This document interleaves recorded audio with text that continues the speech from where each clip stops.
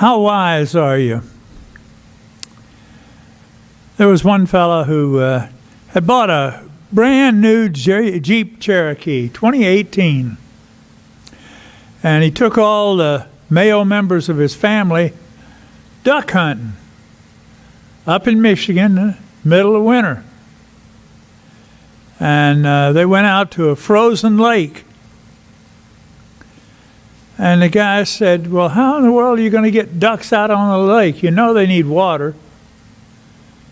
He said, well, I brought some dynamite. He says, oh. So he reached out and he grabbed a stick of dynamite. And he said, well, he says, you know what I have to do? He says, I'm going to throw this out on the lake. He said, because don't want to get too close to it, because we don't want to have to fall in with it. So they stood out close to the Jeep and as far away as they could, and they threw that stick of dynamite. And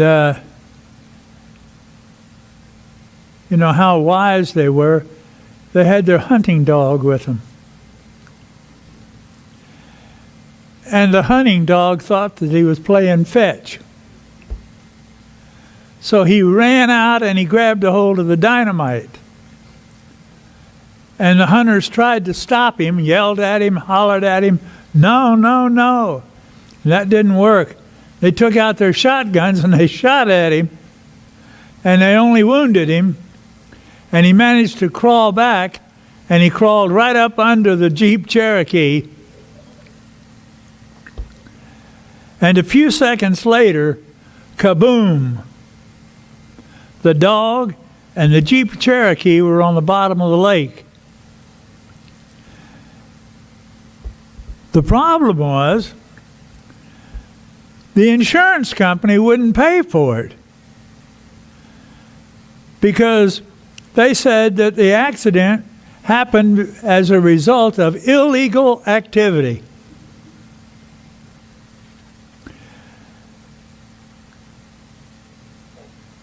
And he hadn't even made one payment on the Cherokee yet. So he had 60 payments to go. How wise are you? Be careful when you play fetch with your dog. Let's read Ecclesiastes chapter 7. A good name is better than fine perfume, and the day of death better than the day of birth. It is better to go to a house of mourning than to go to a house of feasting. For death is the destiny of every man. The living should take this to heart. Sorrow is better than laughter, because a sad face is good for the heart. The heart of the wise is in the house of mourning, but the heart of fools is in the house of pleasure. It is better to heed a wise man's rebuke than to listen to the song of fools. Like the crackling of thorns under the pot is the laughter of fools. This too is meaningless. Extortion turns a wise man into a fool, and a bribe corrupts the heart. The end of a matter is better than its beginning, and patience is better than pride. Do not be quickly provoked in your spirit, for anger resides in the lap of fools. Do not say, why were the old days better than these? For it is not wise to ask such questions. Wisdom, like an inheritance, is a good thing and benefits those who see the sun. Wisdom is a shelter, as money is a shelter. But the advantage of knowledge is this, that wisdom preserves the life of its possessor. Consider what God has done. Who can straighten what he has made crooked? When times are good, be happy. But when times are bad, consider God has made the one as well as the other. Therefore, a man cannot discover anything about his future. In this meaningless life of mine, I have seen both of these. A righteous man perishing in his righteousness, and a wicked man living long in his wickedness. Do not be over-righteous, neither be over-wise. Why destroy yourself? Do not be over-wicked, and do not be a fool. Why die before your time? It is good to grasp the one and not let go of the other. The man who fears God will avoid all extremes. Wisdom makes one wise man more powerful than 10 rulers in a city. There is not a righteous man on earth who does what is right and never sins. Do not pay attention to every word people say, or you may hear your servant cursing you. For you know in your heart that many times you yourself have cursed others. All this I tested by wisdom, and I said, I am determined to be wise, but this was beyond me. Whatever wisdom may be, it is far off and most profound. Who can discover it? So I turn my mind to understand, to investigate, and to search out wisdom and the scheme of things, and to understand the stupidity of wickedness and the madness of folly. I find more bitter than death the woman who is a snare, whose heart is a trap, and whose hands are chains. The man who pleases God will escape her, but the sinner she will ensnare. Look, says the teacher, this is what I have discovered, adding one thing to another to discover the scheme of things. While I was still searching, but not finding, I found one upright man among 1,000, but not one upright woman among them all. This only have I found. God made mankind upright, but men have gone in search of many schemes. As we emerge out of the chapter 6 and plunge into chapter 7, we find that Solomon's outward bitterness toward God has abated. He's once again turned his attention to wisdom, and he begins with a topic that was really of great importance to him and great importance a century ago, when there was a greater emphasis put on a person's reputation. Solomon says, a good name is better than fine perfume. Not just perfume, but fine perfume.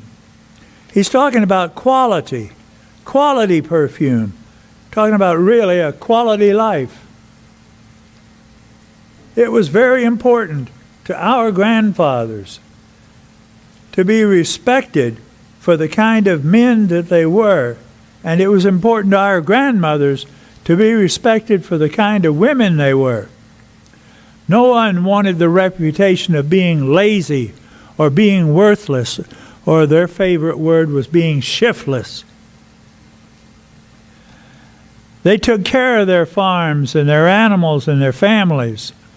They got up early to milk their cows, and the women got up early to cook breakfast. They all worked together for the good of the family and for the good of each other. I can remember the front porch talk in the evenings, and sometimes it was kind of negative. They'd be talking about the neighboring farmers who had the dirty fields. And by dirty fields, they simply meant that they were allowing the last year's corn, the volunteers, to grow up in the soybeans, and they weren't getting it cleaned out. And they were allowing the weeds to grow up, and they were getting tall. And they would also talk a little bit negative about having no account sons and shiftless, worthless people around town.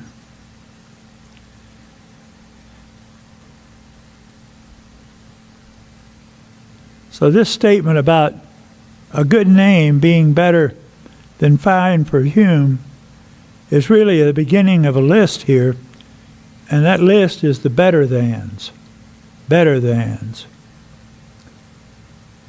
And a good name is better than fine perfume.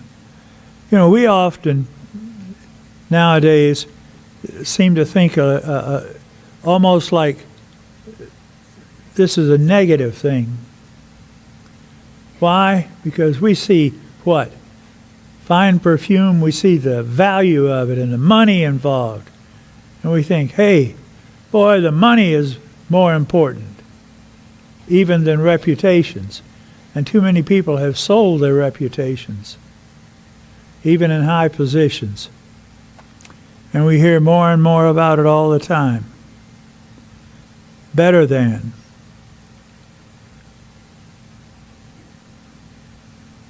A good name is more important.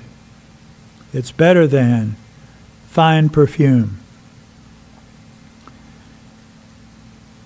And he also says that the day of death is better than the day of birth. That doesn't seem to be right either, because what do we think about on the day of birth? Well, that's when we think about a child, a baby, and we look at it's a day of promise, a day of hope. It's a day of life, and it's what lies before that child. And the day of birth, we think of what?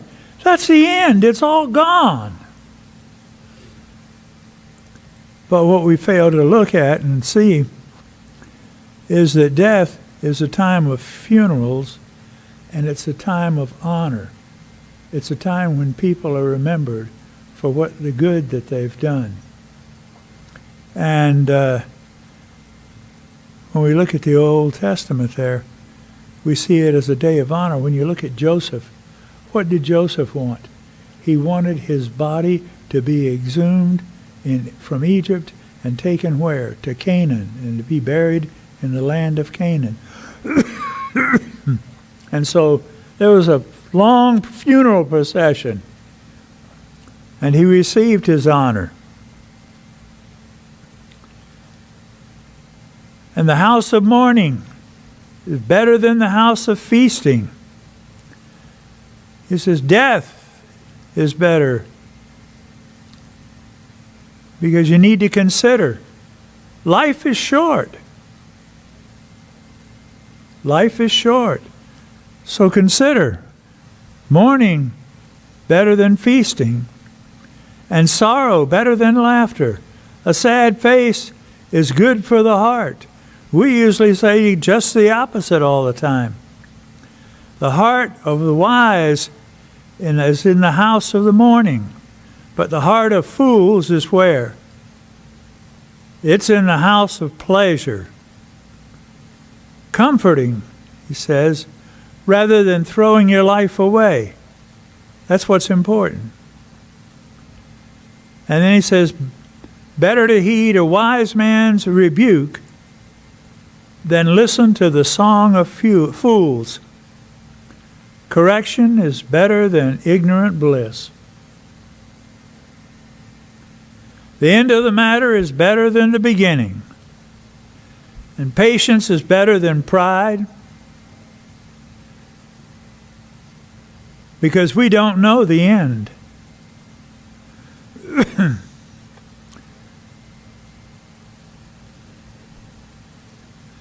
These are the wise better thans that Solomon spoke, even in the midst of his bitterness. And listen, Solomon was bitter and angry and annoyed and aggravated and frustrated and sour. Why? First, because in verse 14 we find he said, A man cannot discover anything about his future. He really complained about that. He wanted to know about the future. He's the one who tells us to be patient and to wait, but he didn't want to wait himself. It's one thing to say it, it's another to do it.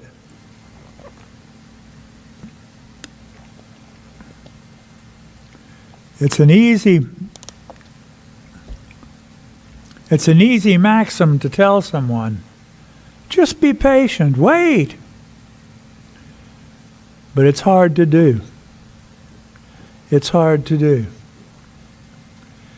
And it was hard for Solomon. He didn't like it. He wanted to know right now. And because he couldn't know the future right now and what it consisted of, he considered his life to be meaningless, hopeless.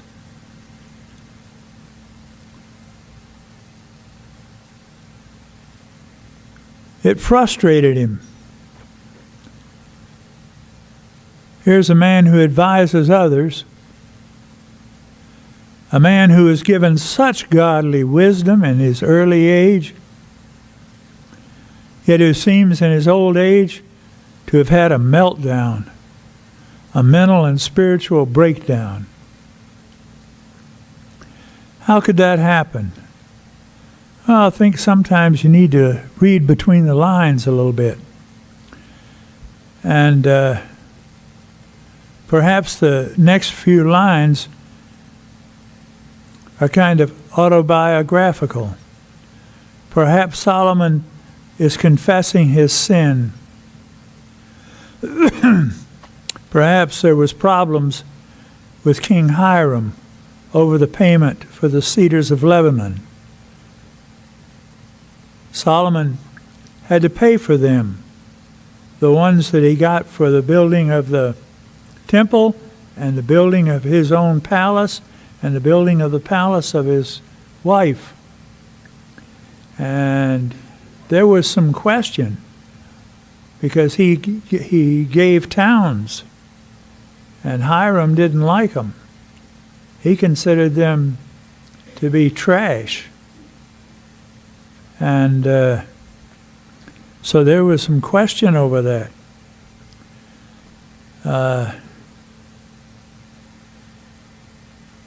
And also Solomon had an awful lot of trouble because of women, his wives. I mean, if you had 1,000 wives, you're going to have trouble. Guaranteed.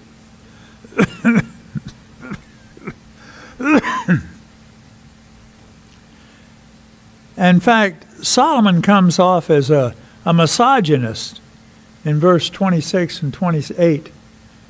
And for some of you kids that may not understand that, it means a woman hater.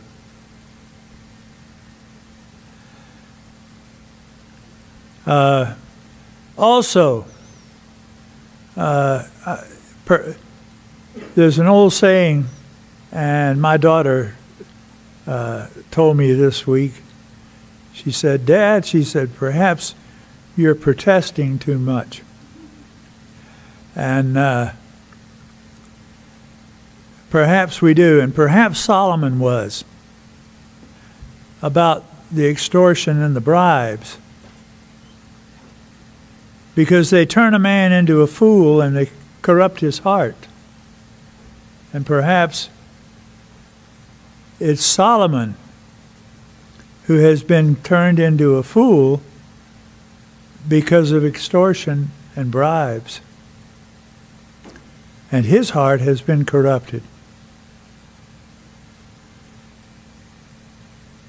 And how many times has he talked about a negative, meaningless life?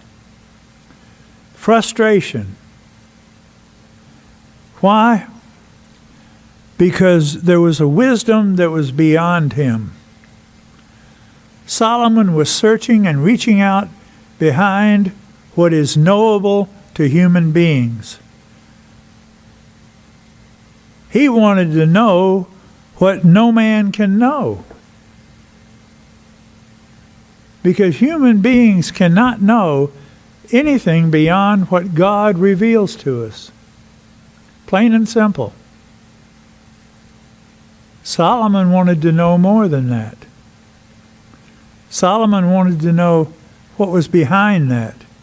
He wanted to know what God knew.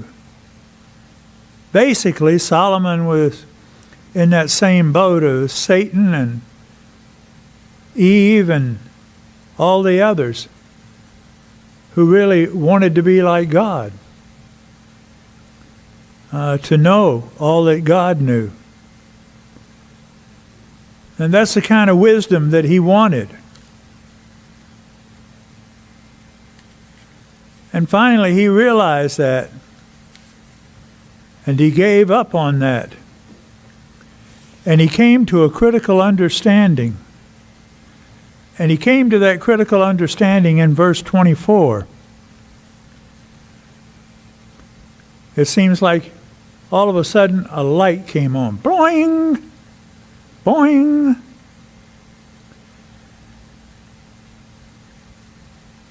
Whatever wisdom may be, it is far off and most profound. Who can discover it? He recognized, it's beyond me. I cannot know.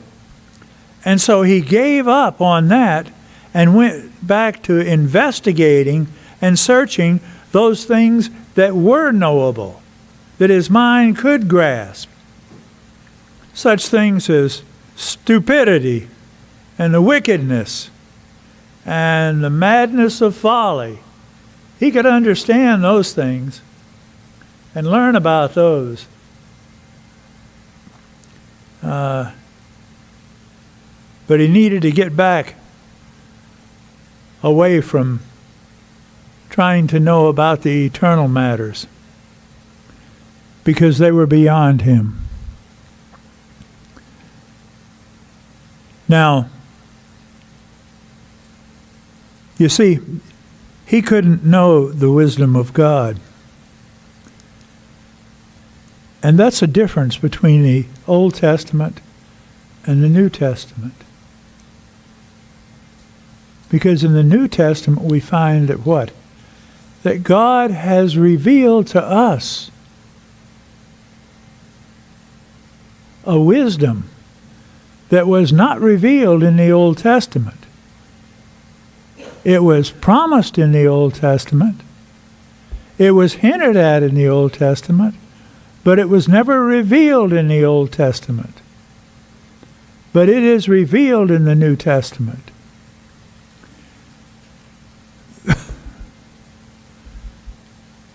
There were signs.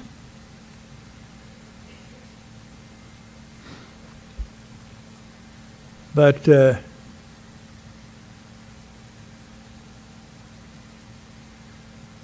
1 Corinthians it says, where is the wise man? Where is the scholar?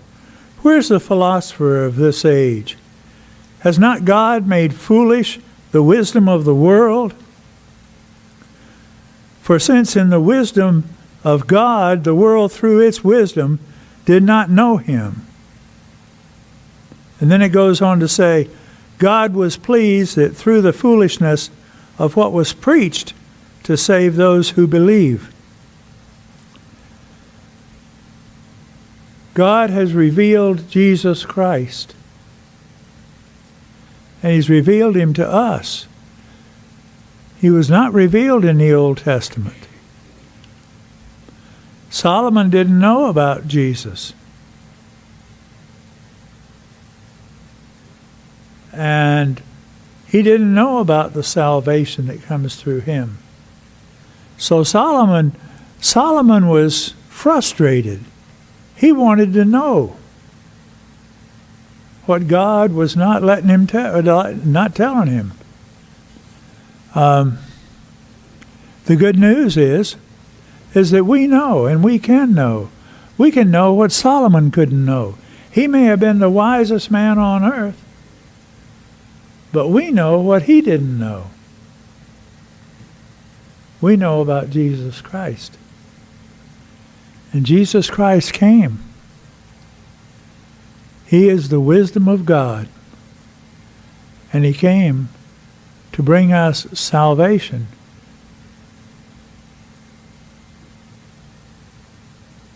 That's the joy of Christ.